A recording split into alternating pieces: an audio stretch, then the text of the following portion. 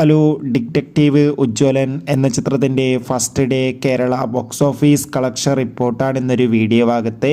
വീഡിയോയിൽ വരുമ്പോൾ ഈ വീഡിയോ ലൈക്ക് ചെയ്യുക, ചാനൽ സബ്സ്ക്രൈബ് ചെയ്യാൻ വേണ്ടി ശ്രമിക്കുക. ധ്യാൻ ശ്രീനിവാസ്, ഷിജു വിൽസൺ എന്നൊക്കെ പ്രധാന കഥാപാത്രങ്ങളായിട്ട് ഇന്ന് മെയ് 23 റിലീസിനെത്തിയ ചിത്രമായിരുന്നു ഡിറ്റക്റ്റീവ് ഉജ്ജ്വലൻ.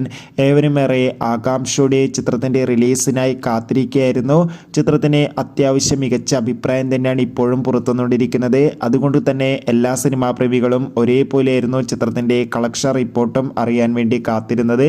ഫൈനലി ചിത്രത്തിൻ്റെ first day Kerala box office collection റിപ്പോർട്ടൊക്കെ പുറത്തുവന്നിരിക്കുകയാണ്. ആദ്യ ദിവസം മികച്ച ബുക്കിംഗ് ആയിരുന്നു കേരളത്തിൽ നടന്നത്.